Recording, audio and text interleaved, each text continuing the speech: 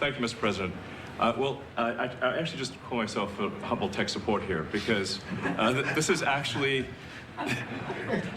as crazy as it sounds, that is almost a literal description of the work that the Doge team is doing, is helping fix the government computer systems. Many of these systems are extremely old. They don't communicate. There are a lot of mistakes in the systems. The overall goal here with the Doge team is to help address the enormous deficit. We simply cannot sustain as a country $2 trillion deficits. But we're spending over $1 trillion on interest.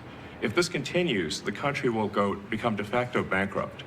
It's not an optional thing, it is an essential thing. That's the reason I'm here.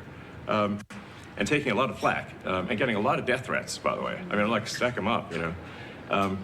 But if we don't do this, America will go bankrupt. That's why it has to be done. YouTube, good morning, good noon, good night. It's your boy Rowdy, and we back with another video. Today we're going to be reacting to Jasmine Crockett.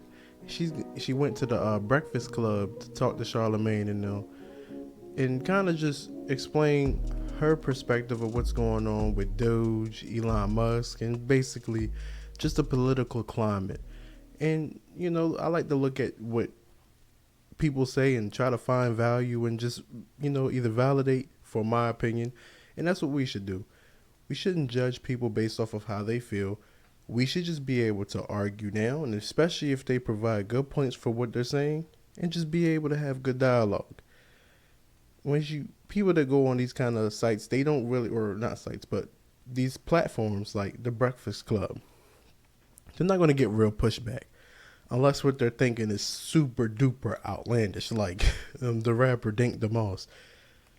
You're going to get pushback no matter what, because, you know, what you're thinking is so delusional. You deserve pushback for your benefit, mind you. But, you know, a person like Jasmine Crockett, she's going on, you know, left-leaning podcasts and, you know, different entities to just kind of basically parrot everything that she's been saying. And this is another scenario where I wanted to kind of debunk some of the things that she was saying. But anyway, please like, comment, and subscribe. And I'm going to bring you more content, whether you like it or not. You feel me? But anyway, let's get into it. That's where Elon gets the vast majority of his money, is out of defense. And when they come before us and we ask them about their audit, they haven't had a clean audit in the last 6 times we've asked for an audit.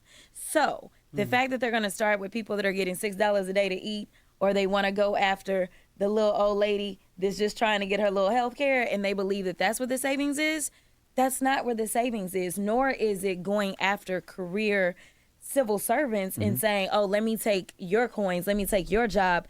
Because when we add up, even if we fired everybody that works for the federal government, it's only maybe 4 or 5% of our budget, but over or approximately 50% of our discretionary budget is defense, and they can't pass an audit. So why we didn't start there, where Elon has decided that he was going to get 2 new contracts just in 2 weeks, one for $400 million to Tesla, another for a little over $300 million. So that one for Tesla, people fail to realize that Trump's only been in office for a month, a little over a month now.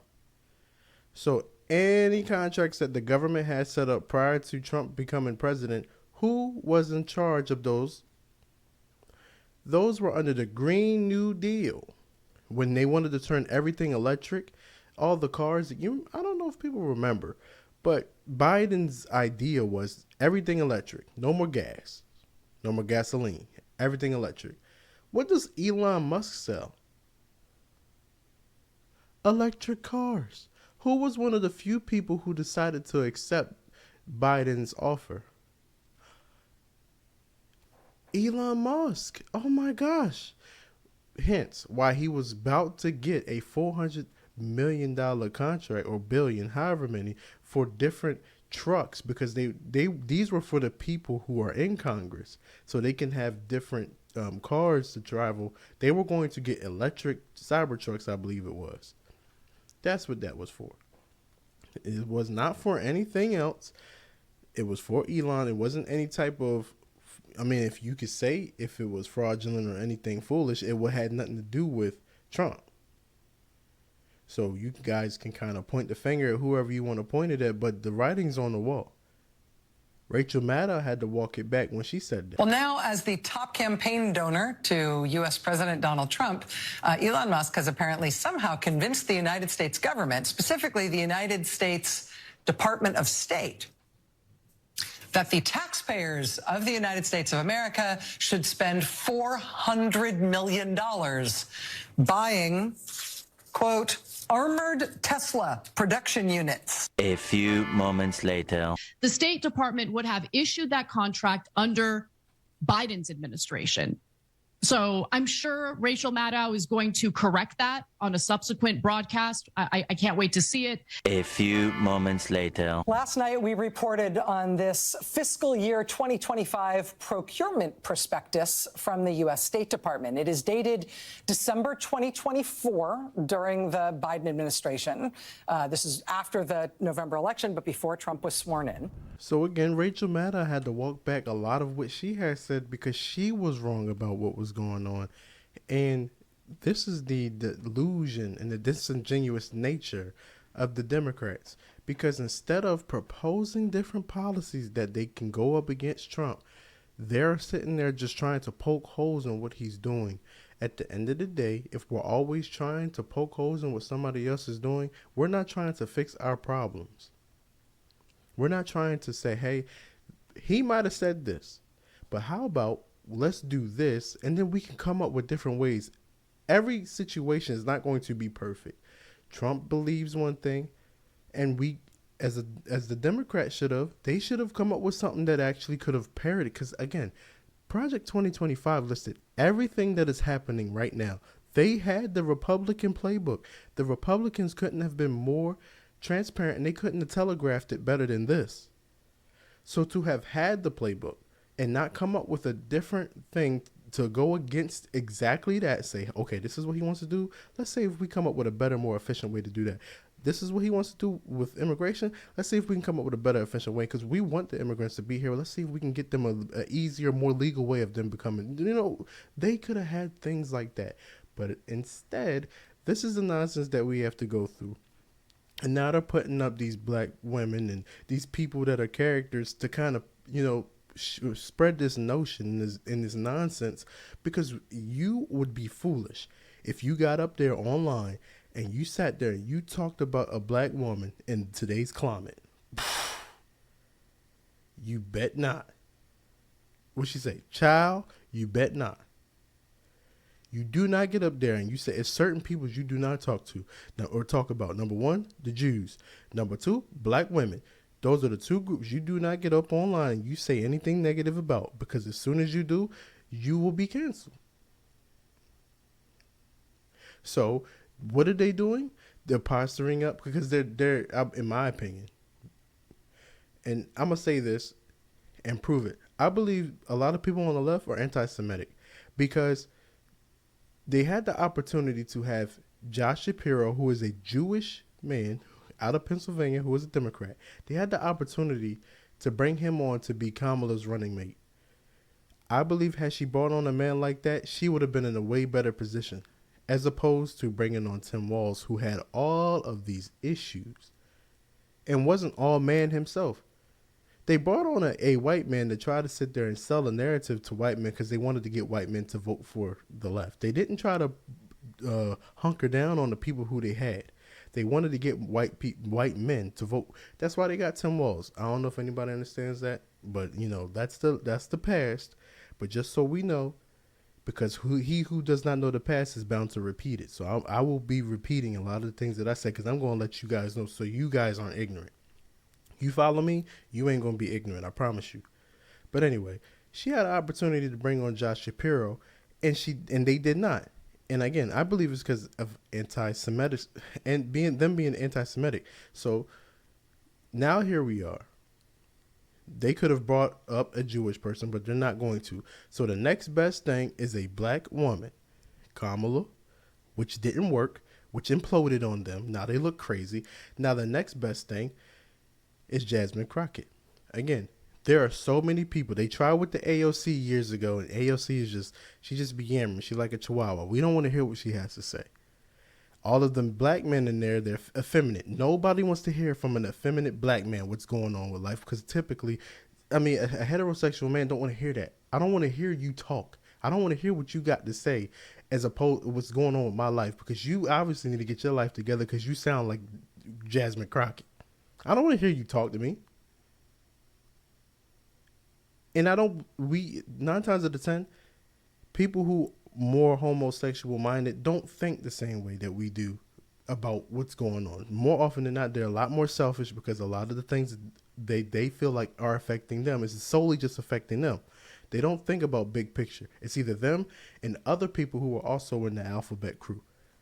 But if you think about heterosexual men, more often than not, those are the most selfless people, no matter the color, no matter the race.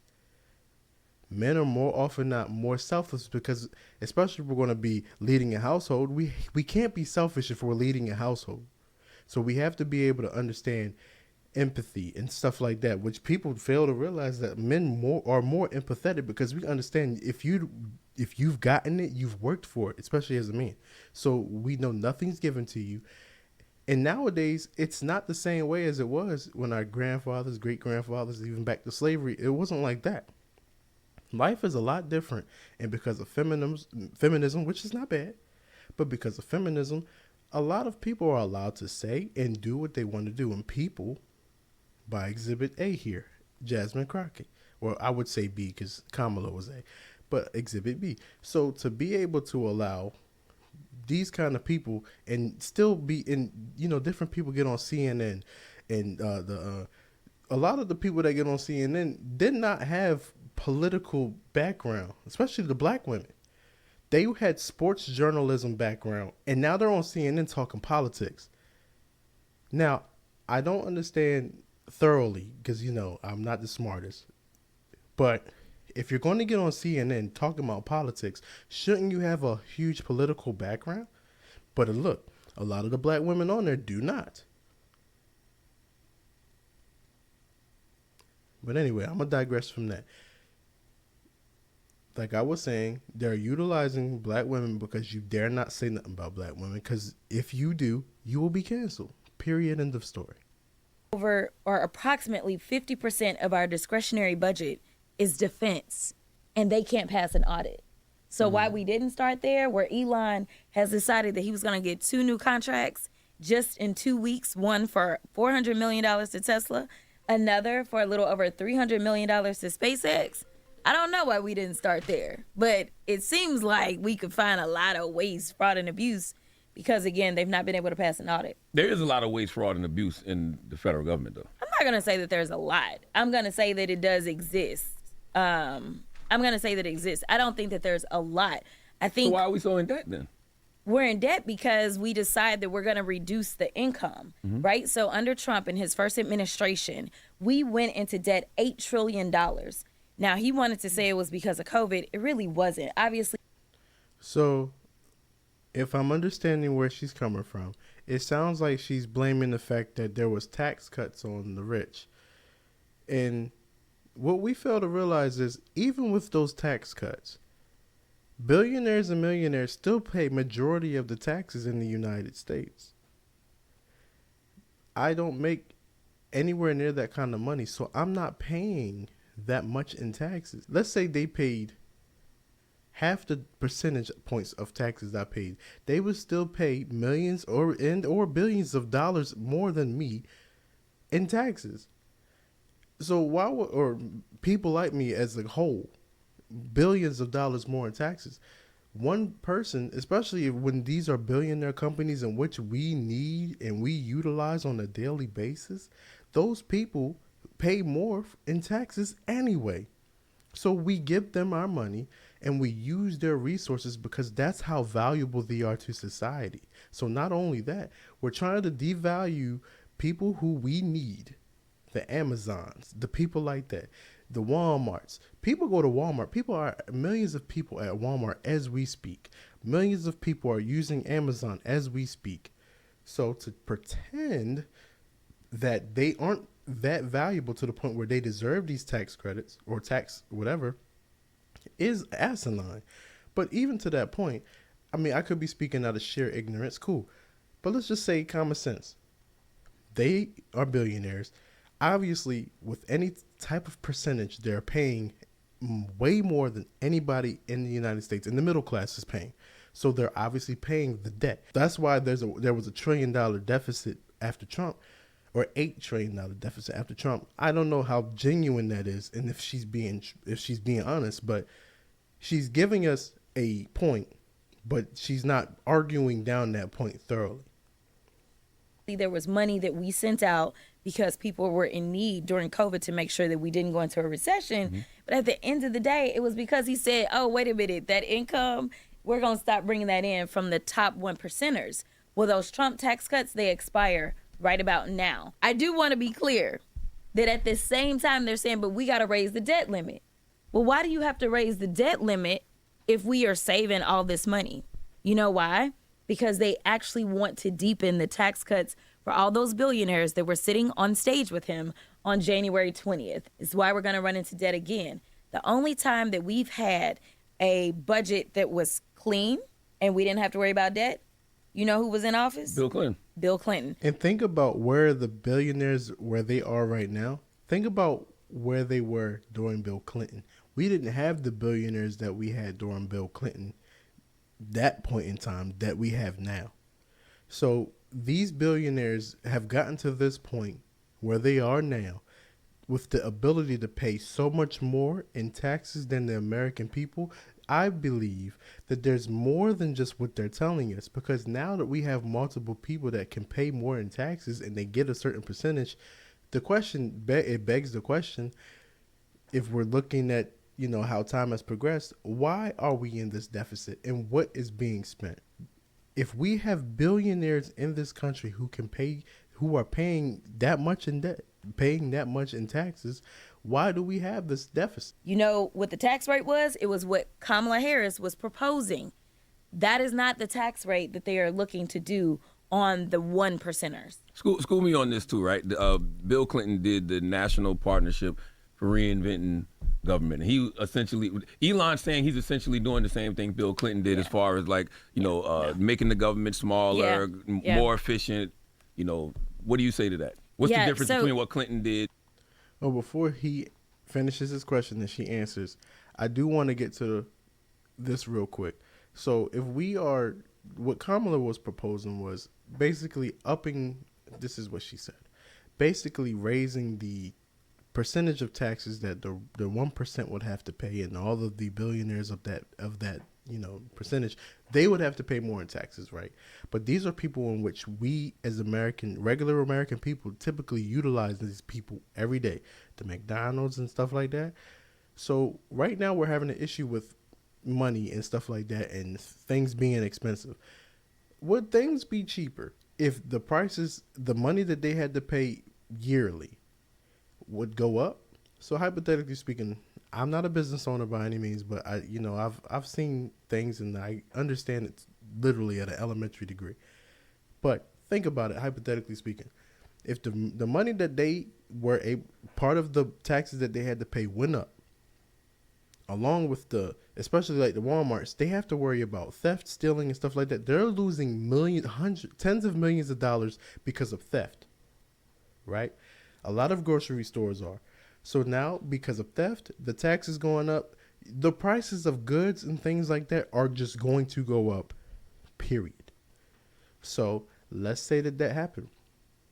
What we were afraid of would still be happening, probably even worse, because now that they are being hit, they're hitting us. So I don't think that whatever was being proposed was a good battle for what Trump had proposed. Granted, there was no correct answer. You can try to cut the taxes from the top 1%, in which people, again, we use their services every day. But we could try to cut them and maybe the prices will go down. Or we could tax them and hope that maybe, because of that. But I really don't understand what would happen if we taxed the people more. How would we get that money back if we tax them more? Because at the end of the day, they would raise their prices and make our lives harder because we'd have to pay more money anyway. That's the disconnect for me. If anybody can school me, please. I'm here for it. I need it. I really don't know. In the 90s and what he's So doing there's now. a lot that's different, but I do want to start with, because I actually looked at the numbers. We You looked at the numbers. Okay. really were kind of big. We actually had more people working in the federal government when Bill Clinton was in office initially than we have now. You know what the difference is? The country's just a little bit bigger, right? So chances are you would need more. And we're talking about the people that are delivering your mail. You're talking about the people, because all y'all about to start calling us somebody, I ain't got my tax refund check, okay? So like firing the IRS. We're talking about, the people that do FAA so that the planes don't fall out the sky, right? So we have a lot more going on, and we literally don't even have as many people as we had working when he came in. So we were a little kind of bloated when it came down to it. But also, all presidents should have advisors, and that's essentially what he had, was an advisor. What they have said is that Elon is the one that cut off the spigot of money. Like, this is after money was appropriated, and then he's like, oh, no, you can't get that money. And now people are dying in other countries because USAID has stopped. And I want to be clear. Here's my question. For us to have the trillions of dollars in, deficit, why are we the sole country that is responsible for taking care of these other countries in which are dying? There's countries near these other countries that could take care of them that are not able to, that are not deciding to. The question is, how did the United States get to the point that we could say we were the greatest country in the world? We didn't get there by taking care of everybody and doing everything that they needed us to do and doing other people's bidding. If you're in a position as a country because of that, and we have to take care of you, you should become a part of the United States. If we need to you should become a state into the United States. Because why is the United States responsible for taking care of these foreign countries and all of these things? You should become a United States entity. I'm definitely feeling like that's common sense to me. If every time people are sitting there complaining, all of these governments are saying, or all of these people are saying people are dying and people are hurting and the money that they need, if we are giving a certain amount of money to a country year round or yearly, annually, they should be underneath the United States. They should become a state. That's my opinion. About something. You can shut down USAID if you want to, but that has to be done congressionally. Okay, that's number one. Number two, USAID is less than 1% of our budget. So they over here talking about they handing out condoms and they doing this and all this kind of stuff. It's literally less than 1% of our budget because they don't want you to pay attention to the over 99% of the budget where, yes, I would say. I feel like that's not true. So I'm good. I'm bad with my money, but I know for a fact, just looking things objectively, if you're going to start with a problem, you're going to try to weed out all of the easier things now. So once you get the easier things done, you don't got to worry about them once you get the really, really strenuous and really, really difficult thing done. So I believe what she's talking about is only true because they haven't done it yet. I do believe that they're coming for that defense. She's not wrong for saying that they haven't done it yet and that there's a lot of issues with that. They're coming for it. But I believe they know for a fact that they can weed out all of the, like, they're going through and looking at the absolutely insane things, and they're weeding those things out and removing them and cutting them off. Once they get to the point where they know for a fact that they've gotten that done, watch. They'll get to the defense. They'll get to all of that. Don't worry. Say most of the waste, fraud, and abuse is actually still at the hands of somebody like Elon Musk. Like these bootleg trucks that he decided that he was going to sell the federal government, I think maybe at $100,000. I don't know what the price is per truck or whatever, but he's selling these trucks at the same time that he's getting rid of all the people that were conducting investigations over him about Tesla, investigations about SpaceX. He got rid of all those people. And as you can see, I put that in the joint earlier because I needed people to understand that that's wrong. Rachel Maddow, who was she has a huge, strong reputation, said exactly what Jasmine Crockett just said and had to walk it back because she was wrong. Elon Musk that was dealing with the Cybertrucks, but it was not through Trump. It was through Biden. So now, if we're seeing the issue, that's just one thing that we noticed from Biden, that the ignorance to sit there and say, okay, we're going to turn everything electric and try to go through this way. That was an issue that we should have already known was in Biden. But, you know, they try to make it, they really did the best they could to make it seem like it was Trump. But we're at a point now, if you're going to shoot for Trump, you bet not miss. Ask the people that tried it already. Now he's the president of the United States and probably going to go down as the greatest citizen in history. One of the greatest in the modern era, I should say. I cleaned it up. He's going to go down as one of the greatest people in the history of the modern era. And in that interview that Trump just did, he's like asked by Fox News, of all places, right? He's asked, well, you know, who's going to oversee Elon and make sure his conflicts are good?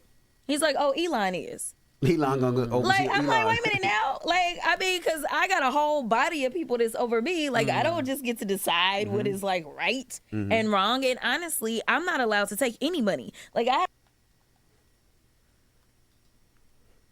All right, so we've heard all of that. And to this point, this is what is being said by the left. You know, Elon Musk is trying to cut off everything. He's cutting off USAID. He's looking at condoms going to different areas and transgender ideology going to the Congo and whatever. But what's really relevant is once they bring up that point about the Cybertrucks, that it actually had nothing to do with Trump. And now that they're starting to, one thing that they're starting to see, they're trying to push back on it. But as soon as we check it, it's all gone. It's all done. We don't hear nothing else about it. Why? Because if we continue to allow them to open their mouth and speak, they're going to tell the truth. They're going to accidentally come out and say, oh, the quiet part out loud. And they can't afford that. But anyway, if you guys watched it this far, I appreciate you guys for sticking it out with me. I know these videos getting kind of long, but hey, there's a lot to be said and there's more to it to come. But anyway, please like, comment, subscribe if you're rocking with your boy, if you can. And I'm going to holler at y'all in the next one, all right? Y'all take it easy.